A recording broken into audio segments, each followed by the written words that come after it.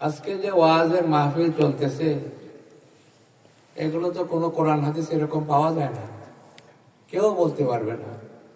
আল্লাহ যতটুকু আমরা টুকটাক কিছু কোরআন হাদিসের কথা দেখার বোঝার তৌফিক দিয়েছে।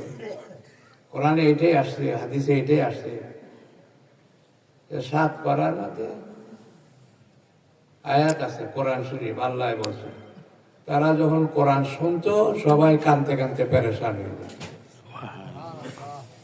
নবীর উপরে যখন কোরআন নাজিল হয়েছে, যারা শ্রোতারা ছিল সবাই কানতে কানতে পেরেশান হয়েছে। তাদের দিলে দাগ কাটছে, তাদের মহব্বতে চোখে পানি আসছে। কোরআনে বলতে, অন্য জায়গায় বলতেছেন একজন কোরআনকে হাতে নিয়ে 3 বার বেহুশ হয়ে পড়ে গেছে। কোরআন দিলে আসর করছে, বেহুশ হয়ে গেছে 3 বার, একবার না।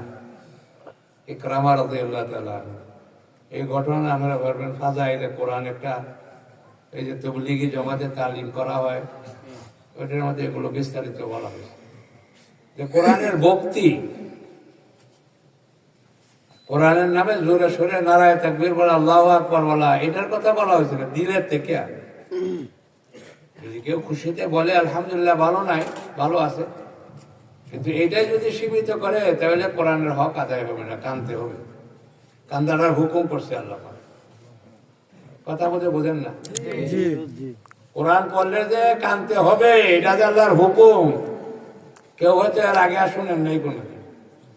কথা বোঝেন নাকি?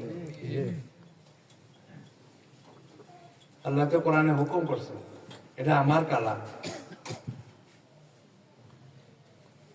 এটার দাম আছে। এটা দুনিয়ার গল্প গুজারি না, দুনিয়ার আড়ম্বর না,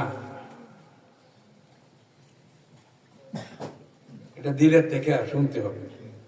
বাপু কোরআনে হুকুম করছে, আর কোরআনে আসছে সবাই কোরআন কথা শুনলে কানতে কানতে পেরেশান হয়ে দিল কাঁপতে থাকতো। ওয়াজিলাতিল কুলুব, কম্পন শুরু হয়ে গেছে দিলের ভিতরে। এটা দিলের জন্য না দিয়েছে, কানের জন্য না। কানে সুন্দর লাগবো, কানে তো সুন্দর লাগে গান শুনলে। কোরআন তো দিলের জন্য না দিয়েছে। সৌন্দর্য আছে কোরআন শুনে বহুত মুসলমান হয়ে যায়, কিন্তু দিলে তাক কাটে। যারা দিলে পৌঁছবে না এটা ওয়াজ হইতে পারে না। আগে তো সবাই ওয়াজ করতো না, মানে বই পড়ে ওয়াজ করে, কিতাব পড়ে ওয়াজ করে, আরবিতে তর্জমা করে।